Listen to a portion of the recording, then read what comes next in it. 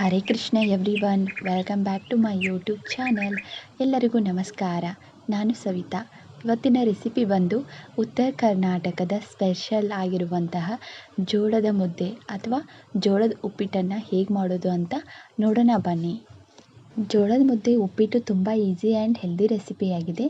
ಇದನ್ನು ನೀವು ಒಂದ್ಸಲ ಮನೇಲಿ ಟ್ರೈ ಮಾಡಿ. ಇದಕ್ಕೆ ಬೇಕಾಗಿರುವಂಥ ಇಂಗ್ರೀಡಿಯೆಂಟ್ಸ್ ಈರುಳ್ಳಿ ಮತ್ತು ಕೊತ್ತಂಬರಿ ಸೊಪ್ಪು, ಹಾಗೆ ಕರಿಬೇವಿನ ಸೊಪ್ಪು ಮತ್ತು ಹಸಿಮೆಣಸಿನ್ಕಾಯಿ. ಕಾದಿರುವಂಥ ಬಾಣಲೆಗೆ ಎಣ್ಣೆ ಹಾಕ್ಕೊಳ್ತಿದ್ದೀನಿ. ಎಣ್ಣೆ ಕಾದ ನಂತರ ಸಾಸಿವೆ ಮತ್ತು ಜೀರಿಗೆ ಹಾಕ್ಕೊಳ್ತಿದ್ದೀನಿ. ಆಮೇಲೆ ಕರಿಬೇವಿನ ಸೊಪ್ಪು ಹಾಕ್ಕೊಂಡಿದ್ದೀನಿ. ಆಮೇಲೆ ಈರುಳ್ಳಿ ಹಾಕ್ಕೊಂಡಿದ್ದೀನಿ. ನಂತರ ಹಸಿಮೆಣಸಿನ್ಕಾಯಿ ಹಾಕ್ಕೊಳ್ತಿದ್ದೀನಿ. ಆಮೇಲೆ ಕೊತ್ತಂಬರಿ ಸೊಪ್ಪನ್ನು ಹಾಕ್ಕೊಳ್ತಿದ್ದೀನಿ. ಈ ಎಲ್ಲ ಇಂಗ್ರೀಡಿಯೆಂಟ್ಸ್ ಹಾಕಿದ ನಂತರ ಚೆನ್ನಾಗಿ ಫ್ರೈ ಮಾಡ್ಕೊಳ್ಬೇಕು. ಚೆನ್ನಾಗಿ ಫ್ರೈ ಆದ ನಂತರ ಆಮೇಲೆ ಫ್ರೈ ಆದ ಒಗ್ಗರಣೆಗೆ ನಾನಿಲ್ಲಿ 2 ಬೌಲನ್ನು ನೀರು ಹಾಕ್ಕೊಳ್ತಿದ್ದೀನಿ.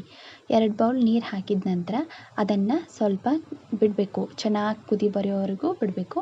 ಈ ಥರ ಕುದಿ ಬಂದಾದಮೇಲೆ ಜೋಳದ ಹಿಟ್ಟು ಮತ್ತು ಕಡಲೆ ಹಿಟ್ಟು ಮಿಕ್ಸ್ ಇರುವಂತಹ ಹಿಟ್ಟನ್ನು ಹಾಕ್ಕೊಳ್ತಿದ್ದೀನಿ. ಇಲ್ಲಿ ಹಾಕಿದಾದ ನಂತರ ಈ ಥರ ಚೆನ್ನಾಗಿ ತಿರುಗ್ಕೊಳ್ಬೇಕು. ಅದು ಗಂಟು ಕಟ್ಟಬಾರ್ದು, ಆ ಥರ ಚೆನ್ನಾಗಿ ತಿರುಗ್ಕೊಳ್ಬೇಕು. ರಾಗಿ ಮುದ್ದೆ ಯಾವ ಥರ ತಿರುಗ್ತೀವಲ್ಲ ಆ ಥರ ತಿರುಗ್ಕೊಳ್ಬೇಕು. ನಂತರ ಜೋಳದ ಹಿಟ್ಟಿನ ಉಪ್ಪಿಟ್ಟು ರೆಡಿ ಆಯಿತು.